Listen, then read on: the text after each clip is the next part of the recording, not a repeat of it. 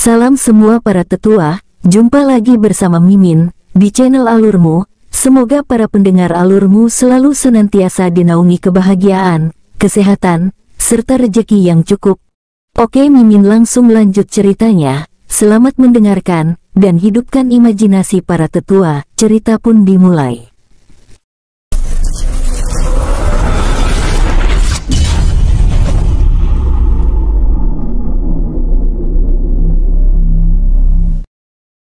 Begini saja, bagaimana kalau kita periksa terlebih dulu dan ambil semua yang sudah berusia 1 juta tahun sambil mengukur seberapa luas hamparan tanaman rumput emas ini, nanti kita bisa tahu apa yang harus dilakukan.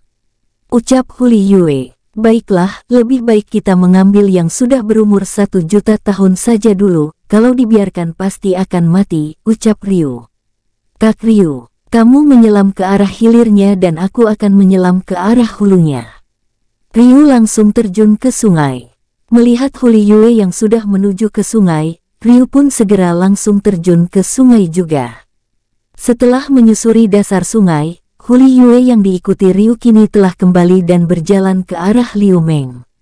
"Ryuer, bagaimana?" tanya Liu Ming. Dari arah sini 300 meter ke arah hilir Ryu memperlihatkan ada rumput air emas berjumlah 27 buah. Dari sini 900 meter ke arah hulu, Huli Yue menunjukkan ada 62 buah rumput air emas. Sepertinya 3 tahun ke depan akan ada banyak rumput air emas yang akan mencapai umur 1 juta tahun, lanjut Huli Yue. Sepertinya begitu, ucap Ryu. Aku akan membuat pelindung agar rumput air emas ini tidak bisa ditemukan oleh para kultivator dan siluman. Huli Yue menjatuhkan kotak berwarna hitam. Selesai. Kak Ryu, paman, aku pulang duluan. Huli Yue berjalan santai. Baiklah, ayo kita kerja lagi. Liu Meng beranjak dari tempat mereka untuk melanjutkan pekerjaannya. Matahari sudah condong ke barat. Liu Meng dan Ryu menyudahi aktivitas mereka untuk pulang ke rumahnya. Sesampainya di rumah, kini para warga terlihat antusias menunggu kedatangan mereka, mulai yang muda sampai tua, pria dan wanita. Ryu yang melihat itu, hanya tersenyum dan bergegas untuk membersihkan badannya dan tidak lupa untuk mengganjal perut. Setelah semua selesai, Ryu keluar untuk menyapa para warga dan langsung menjelaskan secara detail tentang jalan kultivator. Tidak lupa Ryu menyisipkan nasihat agar kelak tidak disalahgunakan, bahwa jalan kultivator adalah jalan untuk melindungi, bukan untuk saling melukai. Setelah menjelaskan secara detail dasar dari kultivator, Ryu meminta mereka untuk berkultivasi. Tanpa terasa waktu telah menunjukkan pukul 9 malam yang menandakan waktunya telah selesai. Dalam pelajaran kali ini ada beberapa warga yang mencapai level 1, level 2, bahkan ada beberapa dari mereka yang mampu mencapai level 3, sesuai tingkat pemahaman dan konsentrasi mereka. Para warga yang berjalan pulang kini sangat puas di mana mereka telah merasakan bahwa tubuh mereka terasa ringan dan enteng dari sebelumnya. Pada keesokan pagi tukang bangunan yang dijanjikan sudah datang, dan sudah menempati lokasi yang telah disiapkan Liu Meng dan Ryu sebelumnya. Tidak jauh dari tempat itu terdengar suara bising dari aktivitas para warga yang juga ikut membantu Ryu dan ayahnya. 3 bulan telah berlalu, para tukang telah menyelesaikan pekerjaan mereka sesuai dengan apa yang telah dijanjikan oleh saudagar Xiao. Kini rumah baru milik Liu Meng terlihat sangat luas dan mewah beserta telah dilengkapi berbagai perabotan, hiasan, sampai berbagai perlengkapan kamar tidur dan yang lainnya. Ryu, Liu Meng, Huli Yue dan bahkan para warga pun sangat kagum dengan apa yang ada di depan mereka begitu menyatu dengan halaman yang luas. Selama 3 bulan itu juga kultivator didikan Ryu ada yang telah mencapai level 5. Hingga hasil potongan kayu yang dikumpulkan semakin hari semakin bertambah, karena kekuatan dan daya tahan mereka juga semakin meningkat. Kini Ryu juga tidak sungkan membagikan pil kultivasi untuk beberapa muridnya yang masih nampak kesulitan menaikkan level mereka agar bisa seimbang dengan yang lain. Tepat 10 bulan, kini pesanan kayu milik saudagar Xiao telah rampung dikerjakan berkat bantuan dari murid Ryu yang penuh dengan antusias. Kini tingkat kultivasi Ryu telah mencapai level 27, Liu Meng telah mencapai level 12, dan murid Ryu juga rata-rata di level 10 dan 11, bahkan ada dua pemuda yang sebaya dengan Ryu sudah mencapai level 12 tanpa bantuan pil kultivasi. Mulai sekarang, level kalian semua sudah berada di level 10 ke atas. Ryu membagikan satu persatu inti roh siluman ular yang pernah Ryu bunuh sebelumnya kepada seluruh murid. Ini adalah inti roh tingkat raja yang sudah berusia 100 tahun, di mana sangat sulit untuk didapatkan. Jadi kuharap kalian harus lebih berkonsentrasi waktu proses penyerapan, di mana itu kelak akan sangat menentukan perkembangan kalian selanjutnya, lanjut Ryu. Baik guru, jawab mereka serempak. Baiklah, sekarang seraplah inti roh yang ada di tangan kalian, ucap Ryu. Mendengar instruksi dari Ryu, seluruh murid mulai memejamkan mata dan mulai menyerap inti roh secara perlahan. Beberapa menit kemudian, kini terlihat aura elemen petir, elemen api, elemen air, elemen angin, bahkan terlihat dua pemuda yang telah mencapai level 12 sebelumnya juga mengeluarkan aura elemen tanah, yang kini menyebar di berbagai arah namun seakan membentuk satu kesatuan di mana terlihat sangat indah dipandang. Yuer, tolong jaga mereka. Aku ingin mencoba menyerap inti roh yang keduaku. Untuk itu aku harus mencari tempat yang jauh agar tidak mengganggu mereka, ucap Ryu. Baik Kak Ryu, ucap Huli Yue. Ryu pun melesat menuju ke arah di balik kaki bukit yang lumayan jauh dari tempat para murid. Akhirnya dapat juga hal yang aku inginkan, bahkan di luar perkiraan. Gumam Ryu. Mengingat inti roh abadi sangatlah langka bahkan mustahil untuk didapatkan yang masih berusia 100 tahun. Inti roh abadi usia 100 tahun hampir setara dengan inti roh abadi dasar usia 1000 tahun. Namun semua ada kekurangan dan kelebihannya tersendiri. Dengan duduk bersila, Ryu pun mulai melakukan proses penyerapan inti roh dari siluman ular hitam. Tidak lama aura petir yang begitu kuat dari sebelumnya kini mulai perlahan masuk ke tubuh Ryu. Udara di sekitar pun seakan ikut ditarik ke arah Ryu yang membuat tubuhnya bergetar. Namun karena sekarang Ryu telah mencapai level 27, maka tidak terlalu sulit baginya untuk mengontrol energi tersebut. Seharusnya pada saat level 20 Ryu sudah bisa menyerap kembali inti roh, namun baginya hal itu tidak harus buru-buru, karena Ryu hanya memilih inti roh siluman yang sangat cocok untuknya agar saling mendukung dan tidak bertolak belakang, yang akan mengakibatkan penurunan dalam proses berkembangnya tingkat kultivasi. 2 hari telah berlalu, kini Ryu telah berhasil melakukan proses penyerapan inti roh tanpa ada kendala. Ryu pun bergegas menuju kediaman baru mereka dan berniat untuk melihat proses penyerapan inti roh para muridnya. Setelah sampai di kediaman mereka, terlihat juga mereka sudah menyelesaikan proses penyerapan tanpa ada kendala. Guru, sambut mereka serempak. Ternyata kalian semua sudah berhasil. Ryu terlihat puas. Ini semua berkat bimbingan guru, ucap salah satu muridnya. Sekarang kembalilah ke tempat kalian masing-masing. Ingat, tetaplah terus berlatih meskipun tanpa kehadiranku nantinya, ucap Ryu. Baik guru, jawab mereka seraya beranjak meninggalkan tempat tersebut. Ryuer, kabarnya saudagar Xiao akan kesini pada hari ini, ucap Liu Meng saat semua murid sudah jauh. Ayah, sekarang semua aku serahkan kepadamu. Bagaimanapun juga aku telah lama meninggalkan sekte di mana aku juga sudah lama meninggalkan tanggung jawabku sebagai bagian dari sekte Gunung Persik. Ryu menyerahkan 5 buah inti roh siluman ular hitam yang tersisa. Karena pil kultivasiku telah habis, paling tidak inti roh ini masih berguna untuk membantu memperkuat elemen petir milik ayah. Di mana kelima inti roh ini masih sama dengan inti roh yang ayah serap pertama kalinya. Lanjut Ryu. Ryuer, ini sudah cukup bagi ayah. Ayah tidak menyangka dengan pencapaianmu yang sekarang terlebih lagi.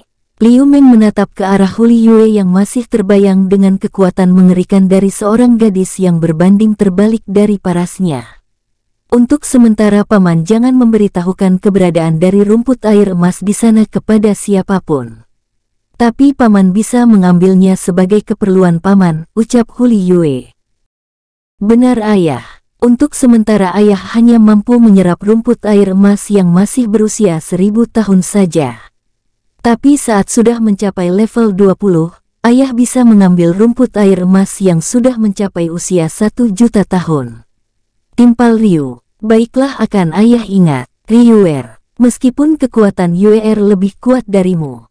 Tapi sebagai seorang pria sejati, kamulah yang terdepan untuk melindunginya. Liu Meng mengingat saat dia tidak berdaya menyembuhkan penyakit istrinya, yaitu ibu dari Ryu. Baik ayah, nasihat ayah akan selalu aku ingat. Ryu menatap Huli Yue penuh makna. Ayah, kami mohon pamit. Ryu memberi hormat seraya meninggalkan tempat tersebut diikuti Huli Yue. Di depan sekte Gunung Persik, kini terlihat pasangan muda-mudi sedang berjalan santai masuk ke dalam sekte. Melihat kedatangan Ryu dengan sosok wanita cantik di sampingnya, banyak yang bertanya-tanya. Siapa yang di samping guru Ryu itu? Apa itu kekasihnya? Tanya salah satu murid kepada yang lain. Ah, itu tidak mungkin. Mungkin dia murid baru, dari tingkat kultivasinya, sepertinya dia masih di bawah level 5, ucap murid yang lain. Jika wanita itu murid baru, akulah yang layak berkenalan dengannya. Ucap murid lain. Ah, mimpi saja kamu. Apa kamu tidak lihat siapa yang di sampingnya, ucap murid yang lain. Mendengar ucapan tersebut, semua orang terdiam mengingat Ryu adalah guru mereka. Lagi pula Ryu adalah kultivator paling jenius sepanjang sejarah di sekte Gunung Persik. Guru Ryu, sambut Huangdo, Xin Mei dan Xin Chie berlari ke arah Ryu. Guru Ryu, akhirnya kamu datang juga. Xin Mei langsung memegang tangan Ryu. Saudara Do, Meier, Chie, ada apa ini? Mengapa kalian memanggilku guru? Ryu merasa heran. Guru Ryu, beberapa bulan yang lalu Patriark telah mengumumkan kepada seluruh murid, kalau guru Ryu telah resmi menjadi guru di sekte ini, ucap Xin Chie yang juga memegang tangan Ryu yang satunya lagi tanpa peduli keberadaan Huli Yue. Guru Ryu, itu adalah aturan yang sudah baku yang harus ditaati oleh semua murid, ucap Huang Do. Hah, Ryu menghela nafas panjang. Selamat datang kembali Guru Ryu. Patriark San menyapa yang diikuti para guru lain. Salam Patriark, salam semuanya. Ryu memberi hormat. Guru Ryu, siapa dia? Patriark San menatap Huli Yue merasakan aura yang dimilikinya melebihi Guru Agung Lin Feng, meski dia menyembunyikan tingkat kultivasinya. Ah, itu. Ryu terlihat kebingungan. Salam Patriark San. Salam semuanya. Namaku Huli Yue, adik angkat kakak Ryu. Huli Yue memberi hormat. Ah, Yuer, senang berkenalan denganmu. Kamu terlihat sangat cantik sekali. Xin Mei dan Xin Chie yang dari tadi terlihat cuek kini langsung melunak. Senang juga berkenalan dengan kalian, Huli Yue menyapa dengan lembut. Haha, Yuer, perkenalkan namaku Huang Do. Sangat senang berkenalan denganmu. Huang Do terkesima melihat wajah Huli Yue. Salam kenal, Huli Yue menundukkan kepala. Guru Fan, antarkan Guru Ryu ke kediaman barunya, ucap Patriark San. Baik Patriark, jawab Fan Li.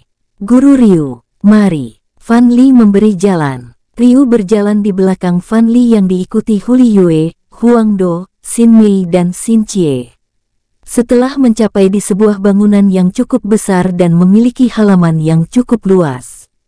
Guru Ryu, ini tempat tinggalmu sekarang. Fan Li menunjukkan bangunan tersebut. Aku mohon pamit. Jika sudah selesai, Patriark menunggumu di ruang kerjanya. Fan Li membalikan badan meninggalkan tempat tersebut. Terima kasih Guru Fan. Sebentar lagi aku akan menemui Patriark, jawab Ryu. Fan Li menghentikan langkahnya. Guru Ryu, kamu tidak perlu memanggilku guru lagi. Sekarang status kita sama. Jadi panggil saja Senior Fan, melanjutkan langkahnya. Baiklah Senior Fan, Ryu memberi hormat, lalu masuk ke tempat kediaman barunya. Sepertinya tempat ini sangat bagus. Ryu, sambil memperhatikan ruangan di kediamannya. Apa ini terlalu berlebihan? Ryu menuju sebuah kursi lalu mendudukinya. Kak Ryu. Sepertinya halamannya juga sangat bagus, dan banyak pemandangan yang indah, sangat cocok sebagai tempat tinggal kita. Huli Yue yang sedari tadi memperhatikan pemandangan di luar bangunan terlihat seperti dikelilingi beberapa bukit dengan hamparan hutan yang menghijau. Apa kamu akan tinggal serumah dengan Guru Ryu? Huang Do kaget seakan tidak terima jika Huli Yue akan tinggal serumah dengan Ryu. Iya, lalu kamu mau apa? Siapa yang akan memasak untuk Kak Ryu kalau bukan aku? Siapa yang akan membersihkan pakaiannya kalau bukan aku? Huli Yue terlihat kesal. Adik Yue, kamu bisa tinggal bersama kami, masalah memasak dan mencuci kan ada pelayan di sekte ini. Xin Mei juga tidak senang kalau Huli Yue tinggal serumah dengan Ryu. Itu benar adik Yue, kamu bisa tinggal bersama kami. Xin Chie juga ikut membujuk Huli Yue. Tidak mau, jawab Huli Yue tegas. Aku yang bertanggung jawab tentang apa saja untuk keperluan kakak Ryu.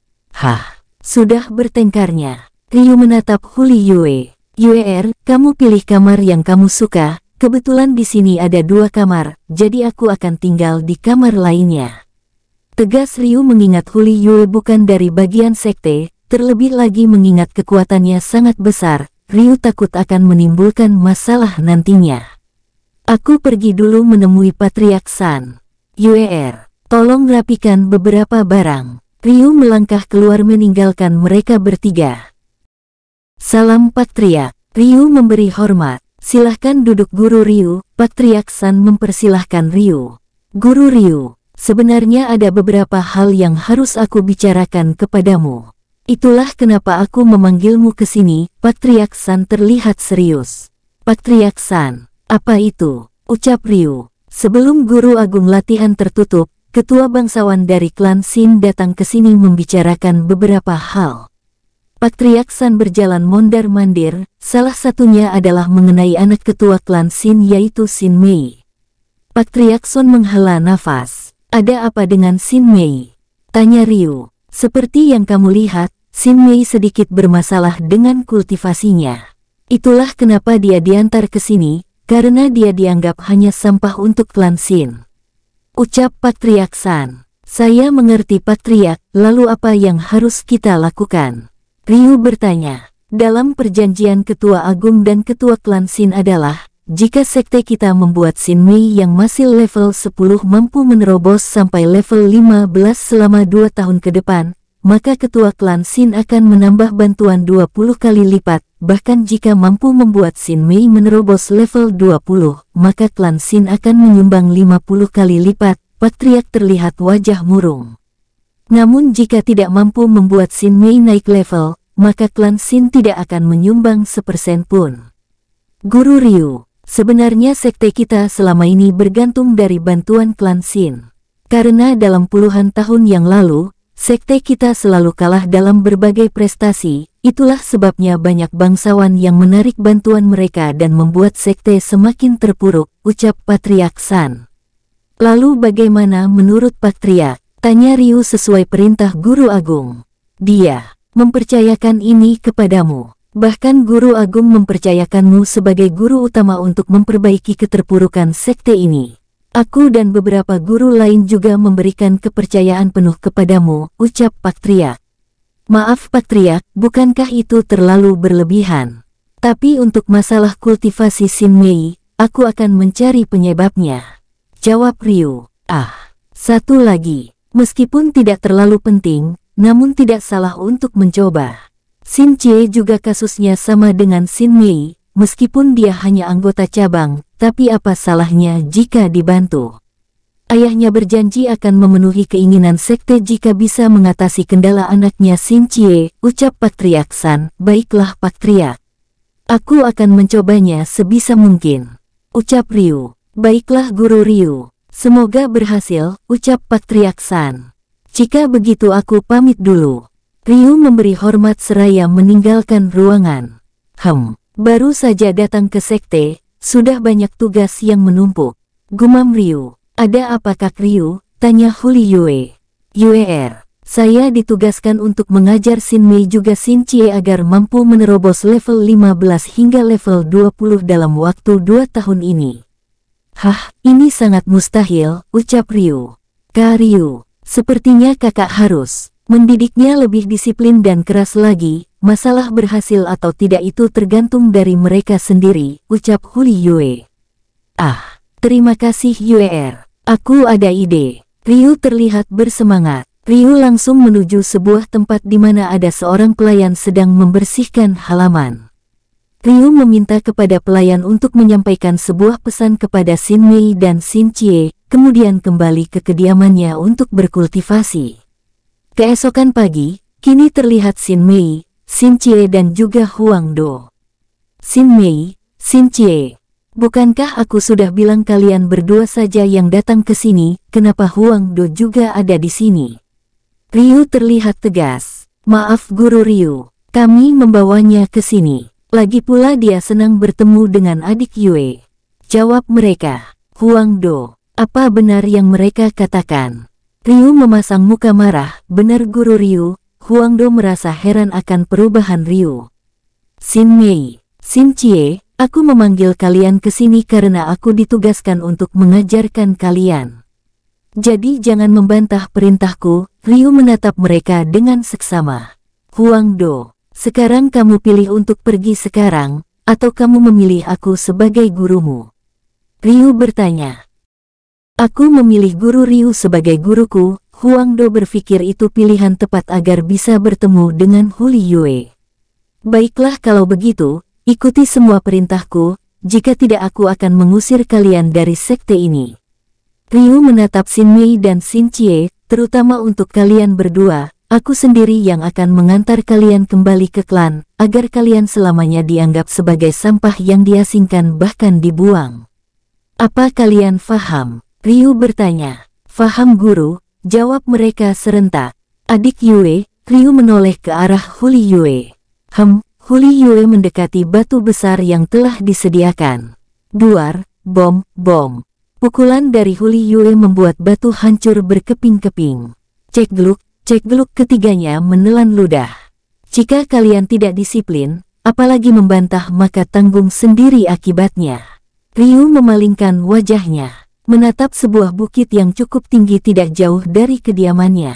Sekarang larilah sampai ke puncaknya lalu balik lagi ke sini sampai matahari di atas kepala. Ingat jangan sampai ada yang curang. Membalikan badan menatap mereka dengan wajah datar. Sekarang, teriak Ryu. Mendengar instruksi Ryu ketiganya dengan cepat berlari ke atas bukit tanpa membantah terbayang apa yang baru saja Huli Yue lakukan di depan mereka.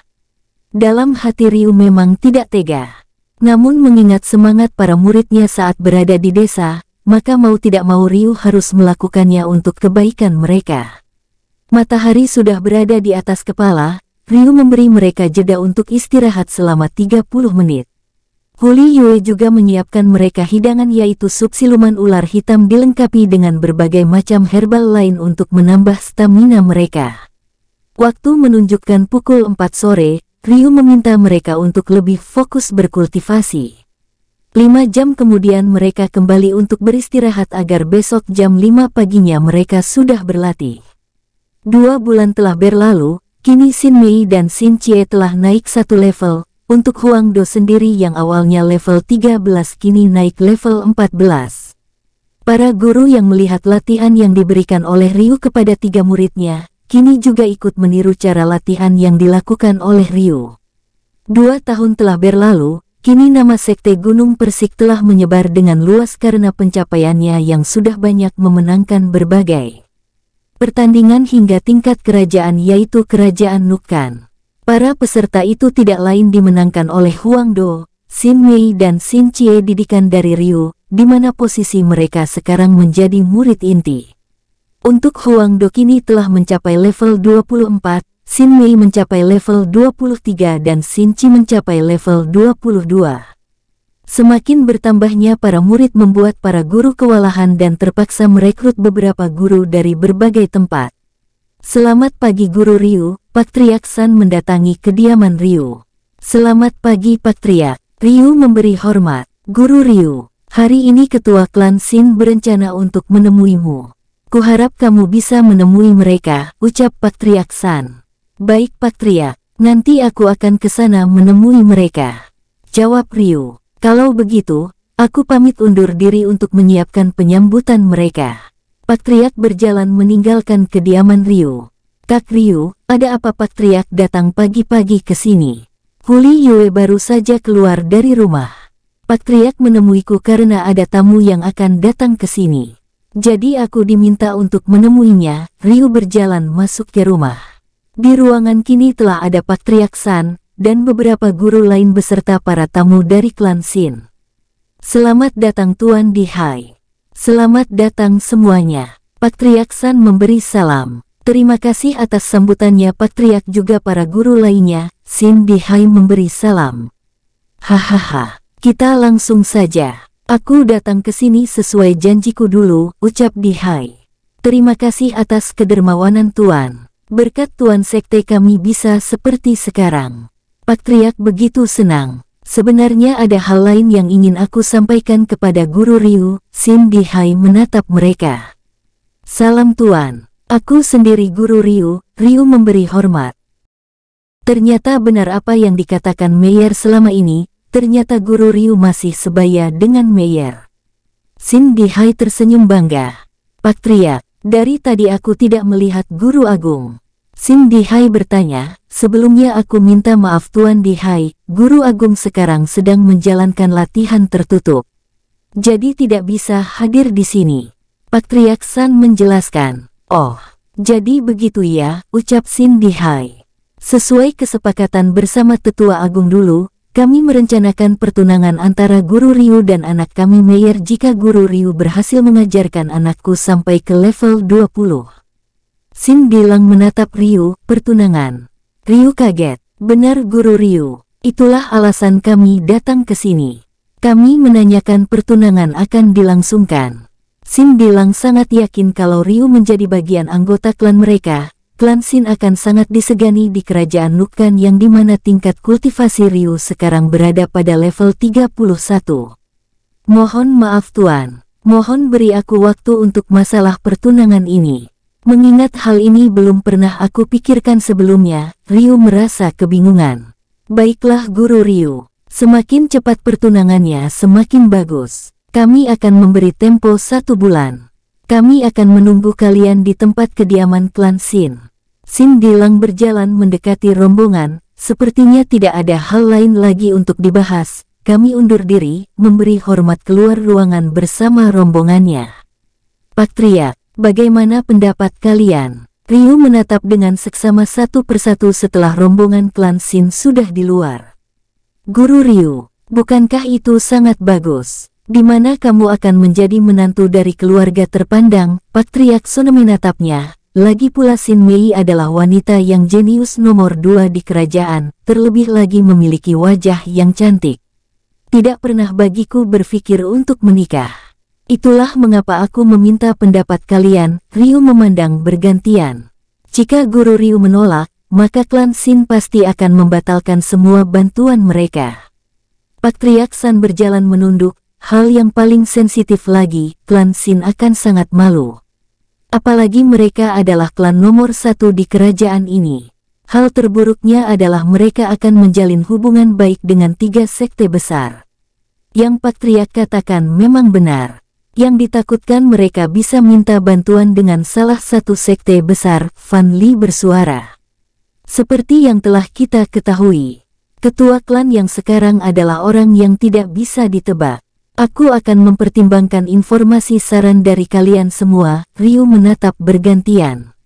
Untuk saat ini mohon izin pada semua untuk beberapa saat meninggalkan sekte untuk menenangkan diri, melangkah keluar ruangan menuju kediamannya. Di tempat kediamannya, Ryu merasa gelisah memikirkan tentang pertunangannya itu. Berjalan mondar-mandir membuat Huli Yue merasa heran. Kak Ryu, apa yang terjadi padamu? Huli Yue menyelidik. Tidak ada masalah Yue. Hanya saja aku merasa bosan dan ingin meninggalkan sekte untuk beberapa saat. Ryu mencoba menenangkan diri. Itu bagus Kak, lagi pula aku sangat bosan berada di sini terus. Huli Yue terlihat bersemangat. Baiklah, kita akan pergi sekarang. Ryu berjalan keluar rumah yang diikuti Huli Yue. Di tengah perjalanan di dekat lapangan sekte, Ryu bertemu dengan Guru Lang yang sedang mengajarkan beberapa murid. Guru Ryu, lama kita tidak bertemu. Sepertinya prestasimu meningkat di luar dugaan. Duo Lang berjalan mendekati Ryu dan Huli Yue.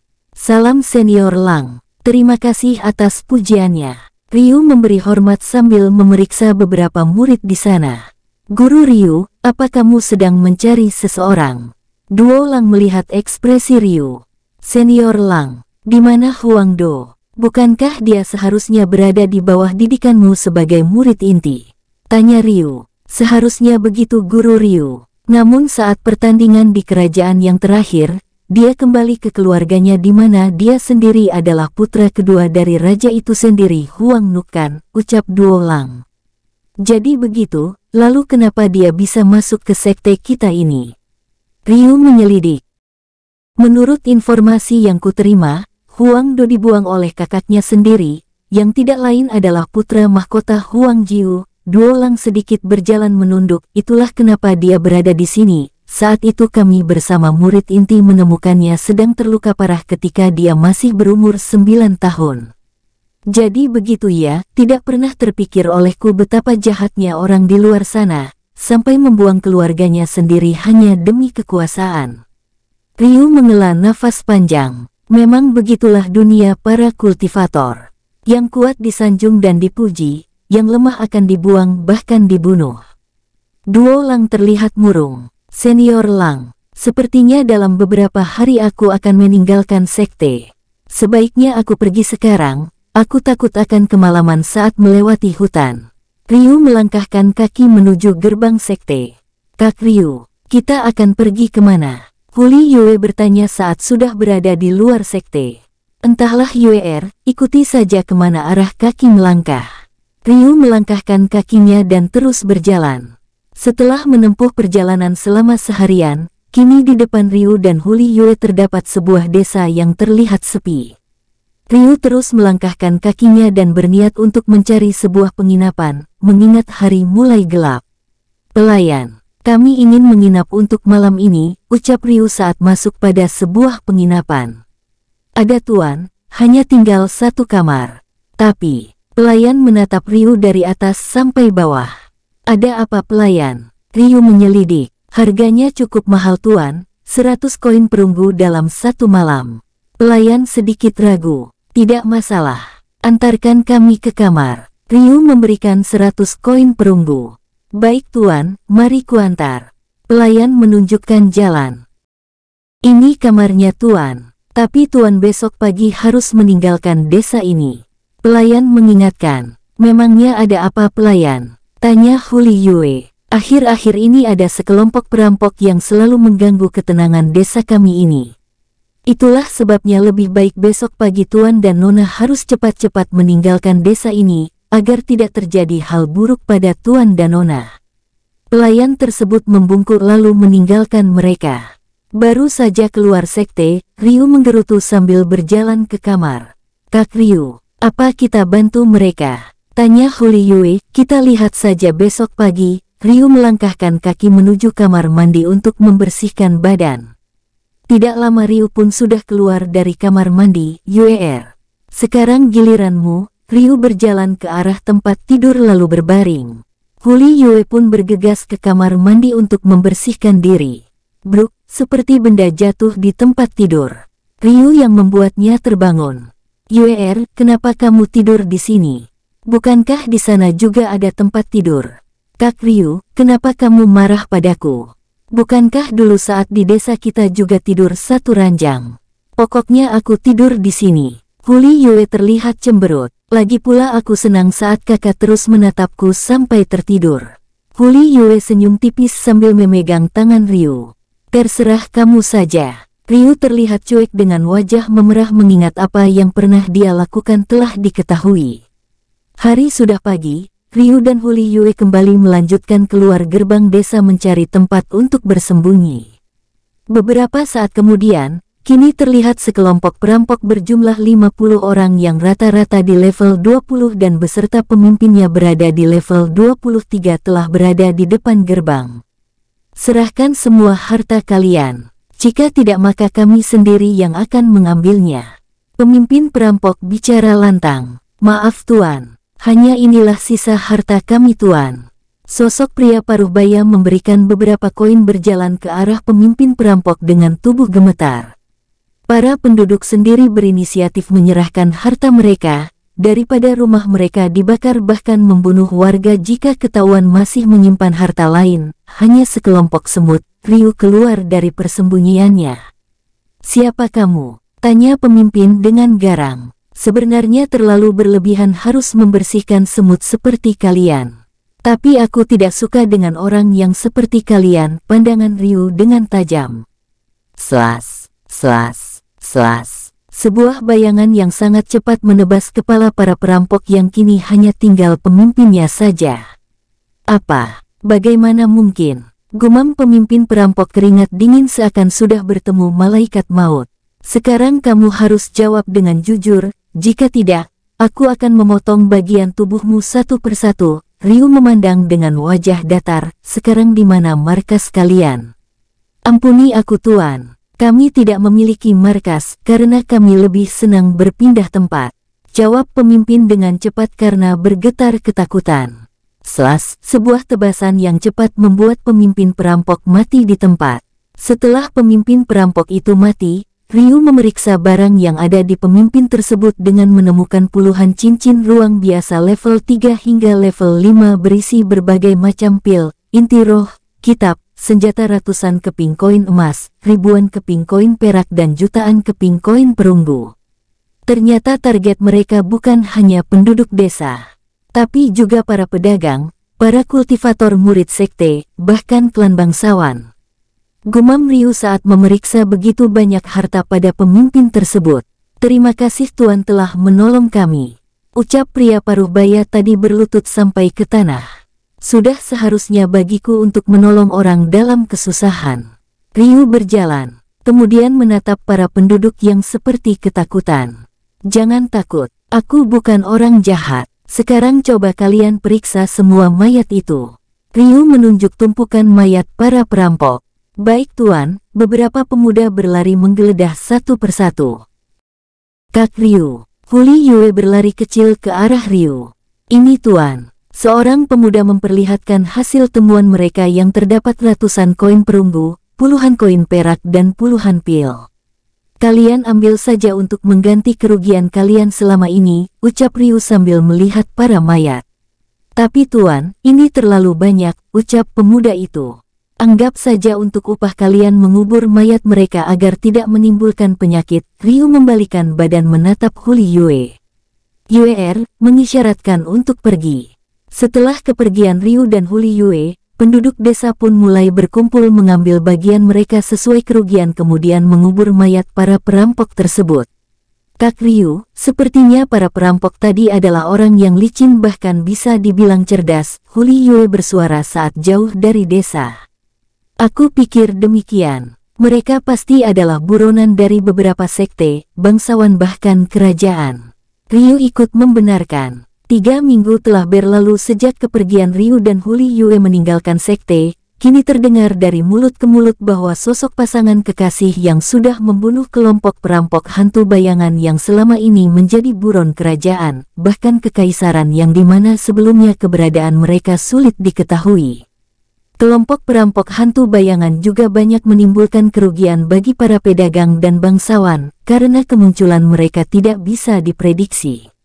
Kabar itu juga telah sampai kepada Sekte Gunung Persik, yang dimana beberapa dari mereka sudah menebak siapa pasangan tersebut, namun hanya lebih baik menutup mulut. "Apa saudara sudah dengar tentang terbunuhnya kelompok perampok hantu bayangan?" tanya seorang pemuda kepada salah satu temannya. "Sebenarnya aku sudah dengar, tapi apa mungkin pembunuhnya hanya seorang pemuda kira-kira berusia 20 tahun?" ucap pemuda lain yang memakai baju sebuah sekte. "Itu benar senior, bahkan ada seorang warga dari sini mengatakan bahwa pemuda itu membunuh mereka dengan sekali serangan saja." Seorang wanita berpakaian sekte yang juga ada di meja tersebut. "Aku yakin sekali bahwa sosok pemuda itu pasti seorang guru agung yang menggunakan pil awet muda untuk mengubah penampilannya, atau sudah menguasai suatu teknik tingkat dewa," ucap pemuda yang disebut senior. "Bisa jadi," Sepertinya kita harus melaporkan kejadian ini pada patriark, ucap perempuan tadi. Tidak jauh dari meja tersebut, Ryu hanya tersenyum kecut. Guru Agung. Gumam Ryu. Guru Agung, sekarang kita harus bagaimana? Huli Yue mengejek. Jika aku Guru Agung, mungkin kamu sudah disebut leluhur. Ryu balik mengejek. Huff. Huli Yue jengkel. Sebaiknya kita cari penginapan. Mengingat hari sudah mulai gelap. Ryu mengalihkan pembicaraan. Sebaiknya begitu, lagi pula aku juga capek berjalan seharian, timpal Huli Yue. Setelah membayar pesanan, Ryu dan Huli Yue keluar dari kedai tersebut untuk mencari sebuah penginapan. Saat mereka sudah keluar, kini beberapa pasang mata tertuju pada mereka berdua termasuk para pemuda tadi. Senior, apa yang Anda pikirkan? Tanya wanita tadi. Bukankah kamu merasakan aura yang sangat kuat dari kedua orang tadi?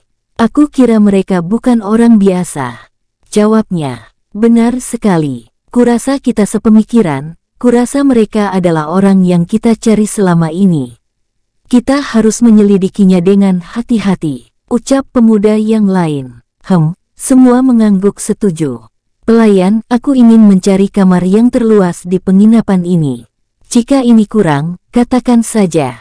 Ryu memberikan 800 koin perunggu di atas meja kasir. Ini sudah cukup tuan, ucap pelayan. Aku juga menginginkan kamar itu.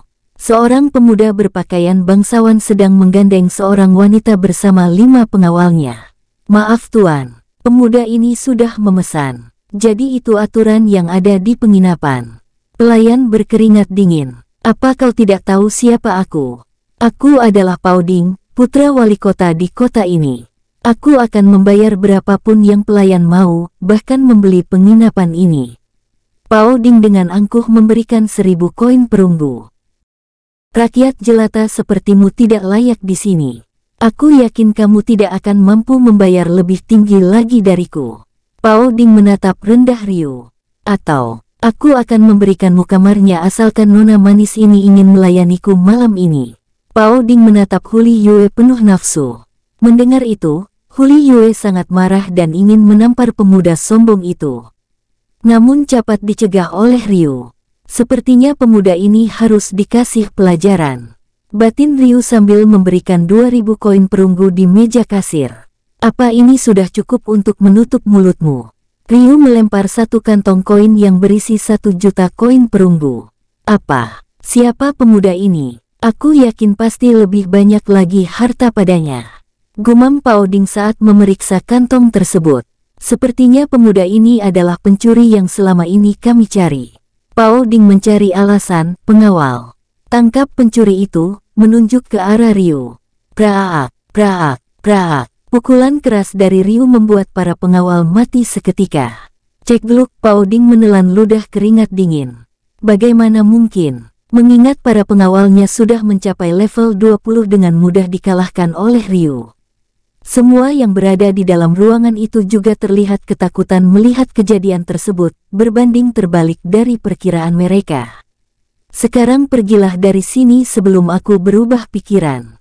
Ryu mengancam. Baik tuan. Pao Ding gemetar dengan terburu-buru meninggalkan tempat itu bersama seorang wanita yang bersamanya. Tunggu. Berikan harta yang ada padamu kepada pelayan itu sebagai ganti rugi kerusakan, ucap Ryu.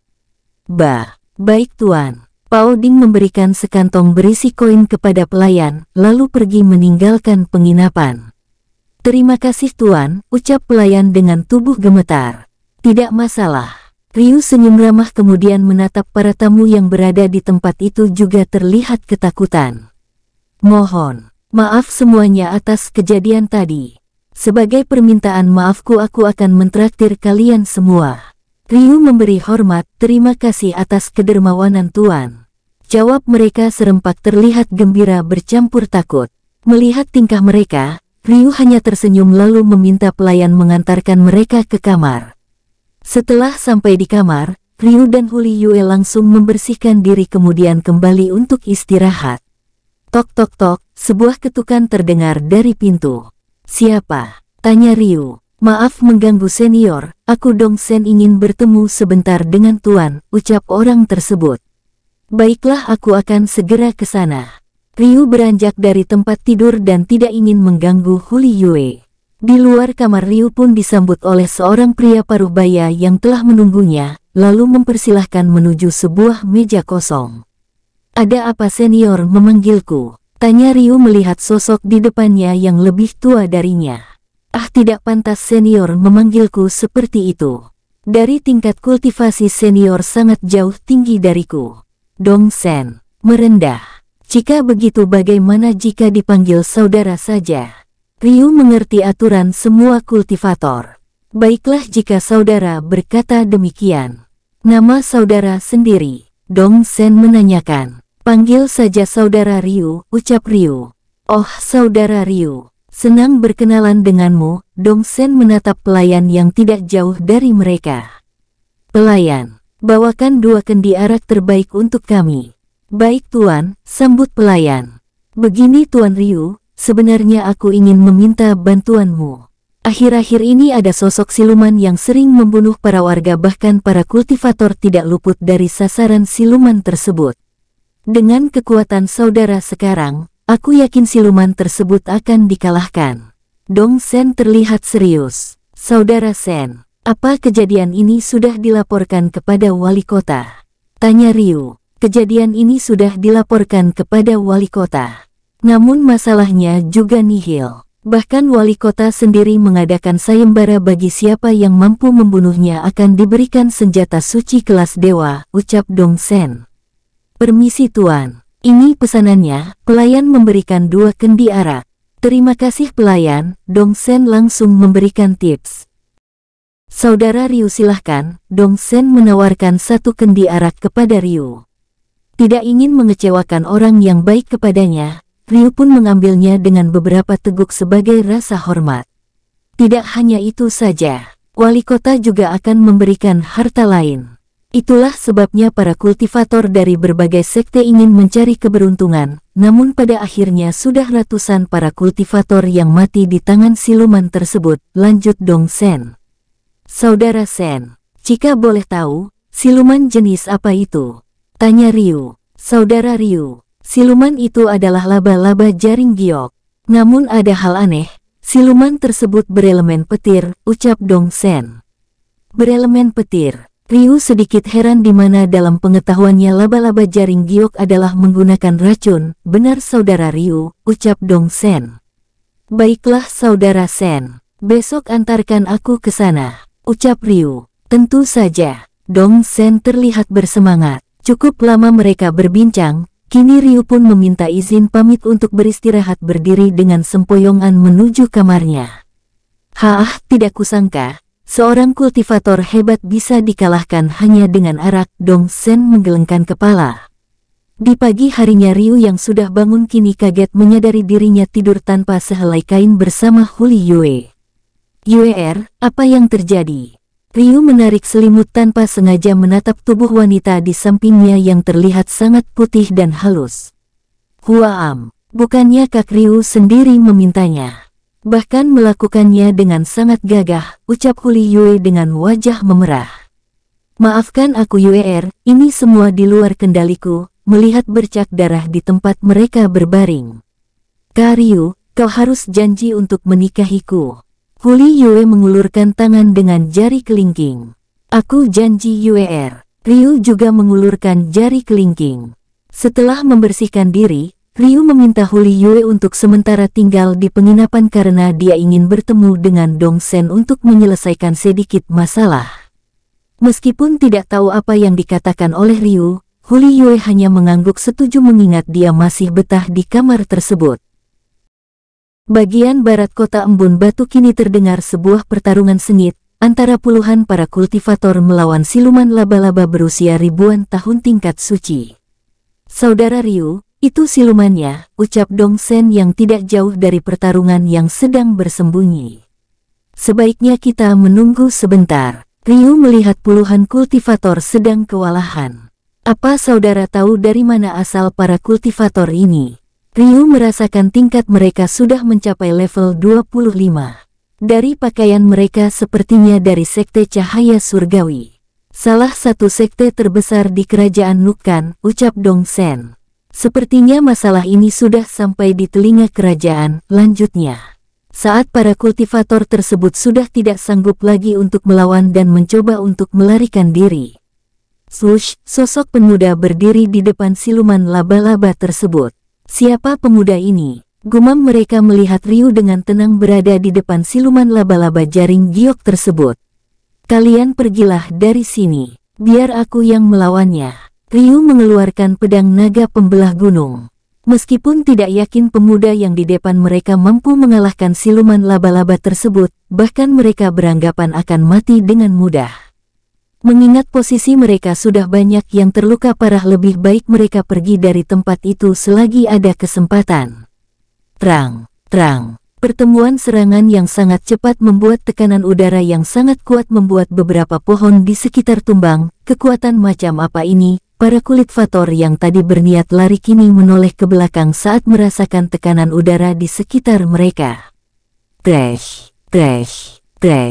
Sebuah semburan jaring dari laba-laba terlihat bening seperti kristal mengarah ke Ryu namun dapat dihalau. Ternyata kamu lumayan juga anak muda. Tidak seperti para semut yang pernah kubunuh sebelumnya, ucap laba-laba jaring giok. Tepat hari ini juga adalah hari kematianmu. Ryu terus melakukan serangan. Kamu jangan sombong dulu anak muda. Laba-laba itu menyerang dengan jaringnya yang kini diselimuti dengan petir. Serangan dari laba-laba tersebut membuat Ryu kewalahan dan langsung menggunakan elemen petir miliknya. Terang. Pertemuan serangan tersebut menjadi lebih kuat. Duar, benturan serangan membuat Ryu terpental puluhan meter ke belakang. Ryu pun kembali bangkit dan menyerang siluman tersebut secara brutal dari berbagai arah. Uye. Siluman laba-laba berteriak kesakitan saat salah satu kakinya terpotong. Tidak ingin menyiakan kesempatan, Ryu terus melancarkan serangannya. Tidak ingin kejadian sebelumnya kembali lagi, siluman laba-laba meningkatkan kewaspadaannya. Jika terus seperti ini, aku bisa kewalahan. Gumam Ryu lalu mengeluarkan panahnya. Jelep. Ryu melanjutkan serangan panahnya dari berbagai arah dengan cepat. Kau pikir racun ini mampu membunuhku? Siluman laba-laba melihat beberapa anak panah milik Ryu menancap pada tubuhnya. Merasa serangan panah beracunnya tidak berfungsi, Ryu kembali mengambil pedangnya langsung menyerang siluman tersebut lebih cepat. Duar, jebret, dentuman yang kuat membuat Ryu dan siluman terpental. Waktu pertarungan yang cukup lama membuat siluman laba-laba semakin terdesak. Slas. Pedang milik Ryu bercampur elemen petir kini mampu memotong kedua kaki siluman tersebut. Siluman laba-laba yang sudah kehilangan ketiga kakinya kini semakin marah menyerang Ryu secara brutal. Namun semua serangannya sekarang bisa dengan mudah dihalau oleh Ryu karena kekuatan dari siluman laba-laba semakin berkurang akibat ketiga kakinya telah hilang. Keputusan yang tepat bagi Ryu jika ingin membunuh siluman laba-laba adalah memotong kakinya di mana kekuatannya akan berkurang. Slas. Kini keempat kaki laba-laba telah terpotong. Karena hanya tinggal satu kaki saja, kini gerakannya juga melambat. Slas. Kaki terakhir laba-laba juga terpotong. Karena 8 kakinya sudah terpotong, kini siluman laba-laba hanya mengandalkan serangan jaringnya saja. Hingga jaring laba-laba seakan menutupi area pertempuran. Karena Ryu telah menguasai pertarungan, kini dengan mudah menghindar lalu memotong kepala siluman laba-laba. Gedebuk kepala siluman laba-laba jatuh ke tanah. Akhirnya selesai juga, Ryu mengambil inti roh siluman kemudian memasukkan mayatnya ke cincin ruang. Saudara Ryu, Dong Sen berlari ke arah Ryu dan terlihat senang. Siluman ini di luar dugaanku, jika salah langkah, mungkin akulah yang akan jadi mayat. Ryu mengambil beberapa pil untuk memulihkan tenaga. Dari kejauhan para murid sekte cahaya surgawi yang tadi berpikir ingin merebut mayat laba-laba, kini mengurungkan niatnya saat ada sosok yang datang yaitu Dong Sen. Mereka berpikir Dong Sen adalah senior atau bahkan gurunya melihat dari segi usia. Setelah Ryu memulihkan tenaga, Dong Sen membawa Ryu menemui wali kota untuk mengambil hadiahnya. Di depan gerbang rumah wali kota, Ryu dan Dong Sen kini telah dicegat oleh para penjaga. "Maaf Tuan, bagi yang tidak berkepentingan dilarang masuk," ucap penjaga. "Penjaga, kami hanya ingin mengambil hadiah yang dijanjikan wali kota." Ryu mengeluarkan kepala siluman laba-laba tidak ingin terlalu lama berdebat. Silahkan Tuan, mari kuantar." Penjaga tersebut berkeringat dingin. Setelah sampai di ruangan wali kota terlihat beberapa tamu penting, penjaga langsung mempersilahkan masuk. "Penjaga, ada apa? Lalu siapa mereka ini?" tanya wali kota. "Ayah, orang itu yang telah merampokku dan membunuh para pengawalku," ucap Pao Ding yang berada di samping wali kota menunjuk ke arah Ryu. "Apa benar yang dikatakan anakku?" Sedikit mengancam. "Itu tidak benar Pak Wali Kota. Aku hanya memberikan mereka pelajaran saat anak Pak Wali Kota merendahkan harkat seorang perempuan." Ryu dengan tenang. "Pao Ding, apa itu benar?" Wali kota menatap anaknya. "Dia berbohong ayah, dia telah mencuri semua hartaku saat di penginapan." Pao Ding mengelak. "Mohon maaf Pak Wali Kota, apa yang dikatakan saudara Ryu memang benar. Anak Pak Wali Kota lah yang berbohong." Dong Sen bersuara. "Anak muda, apakah namamu Ryu dari Sekte Gunung Persik?" tanya pria tua yang ada di ruangan tersebut. "Benar senior, aku berasal dari Gunung Persik." "Apa senior mengenalku?" Ryu sedikit menyelidik. Hahaha, sepertinya kita berjodoh. Aku Xin Huo dari klan Xin yang sedikit ada urusan di sini, tidak menyangka bisa bertemu dengan calon menantu dari ketua Xin di Hai di sini. Salam Tuan Muda." Xin Huo memberi hormat. Menantu klan Xin, semua terlihat kaget. "Maafkan pria tua ini yang tidak mengenal Tuan Muda." Wali kota memberi hormat. "Ampuni hamba Tuan Muda. Sebelumnya hamba tidak mengenal Tuan." Pao Ding berlutut di hadapan Ryu mengingat klan Xin adalah klan yang paling berpengaruh di kerajaan Nukan, bahkan sampai ke kekaisaran. Lupakan saja, aku kesini hanya ada urusan sedikit dengan Pak Wali Kota." Ryu mengeluarkan kepala siluman laba-laba.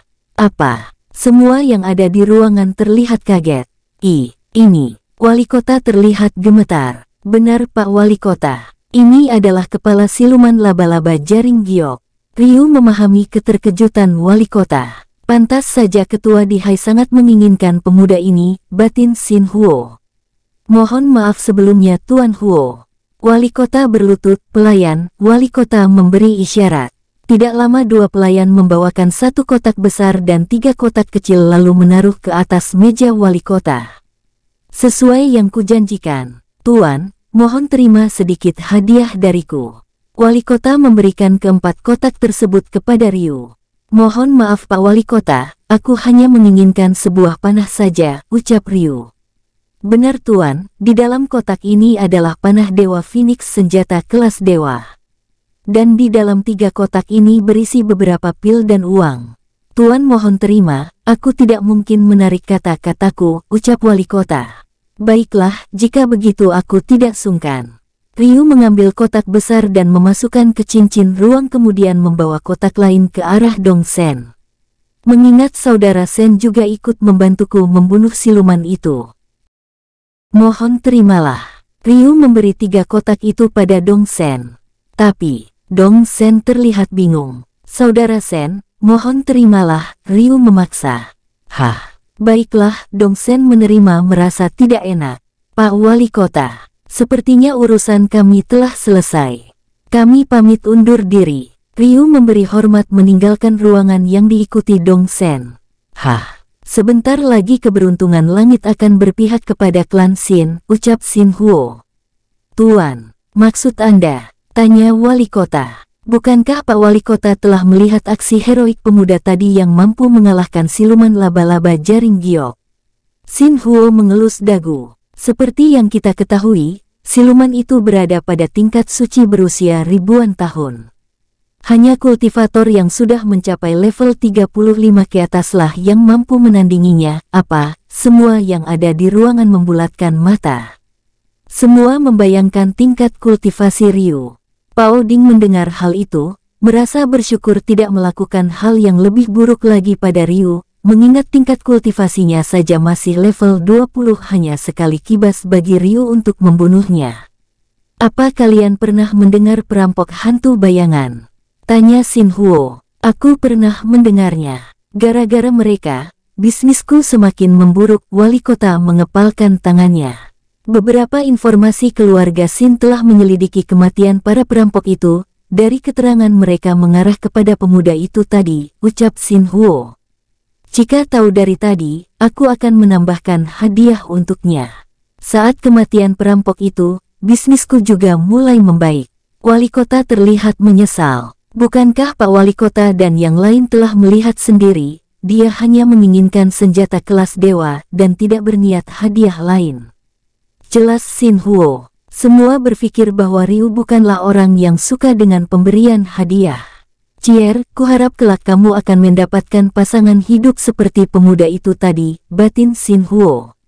Di depan gerbang wali kota, kini Ryu dan Dong Sen juga berpisah. Saudara Ryu, sepertinya tugasku tidak begitu sulit. Dong Sen memegang lencana sekte milik Ryu, lalu membuka 3 kotak satu persatu.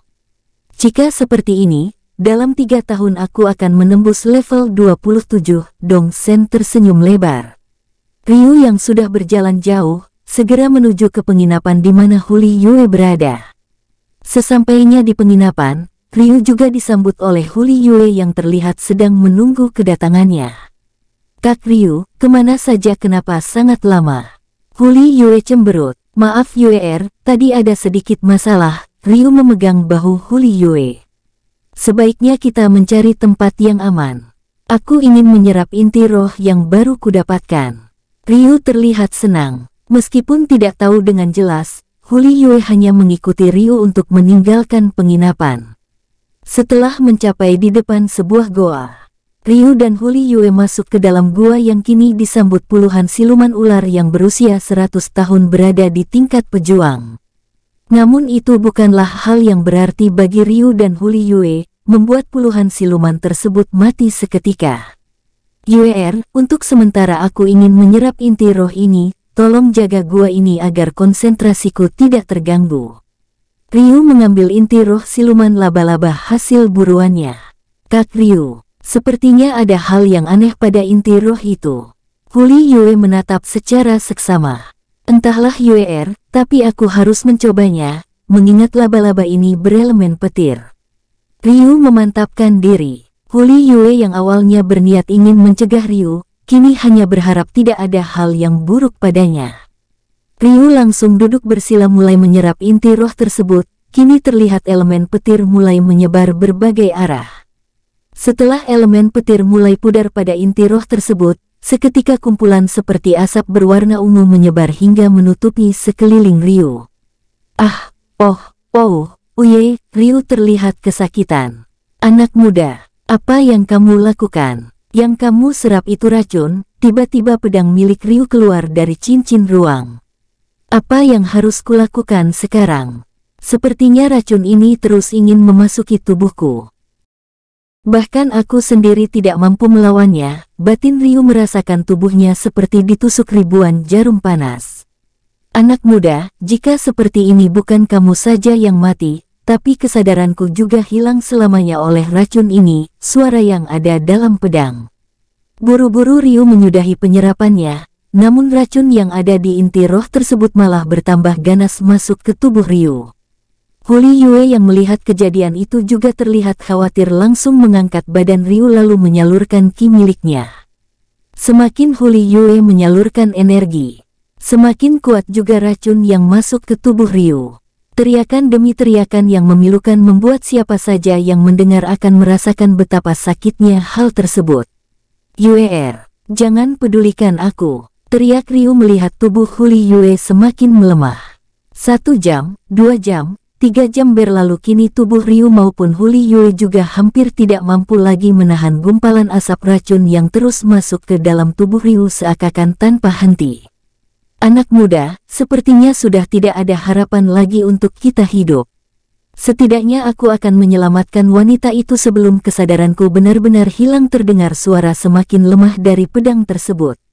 Terang. Sebuah pukulan keras dari pedang membuat Huli Yue terpental jauh hingga pingsan. Tidak, aku tidak ingin mati sekarang. Ryu sekuat tenaga mengambil pil 9 nyawa di cincin ruang dan langsung menelannya. Yang ada dalam pikiran Ryu sekarang hanya bergantung pada pil 9 nyawa meskipun hanya ada sedikit harapan. Sesaat nafas Ryu berhenti dan seluruh organ tubuhnya juga semua berhenti. Berselang beberapa detik, Ryu kembali hidup lagi. Namun saat itu juga racun tersebut kembali masuk ke tubuhnya hingga Ryu tidak bisa bernapas lagi. Hal itu terus berulang hingga 8 kali. Pada akhirnya energi racun telah menghilang, dan inti roh tersebut langsung menjadi pecahan debu. Bersambung, sampai ketemu di episode selanjutnya. Semoga kalian semua selalu terhibur, dan terima kasih.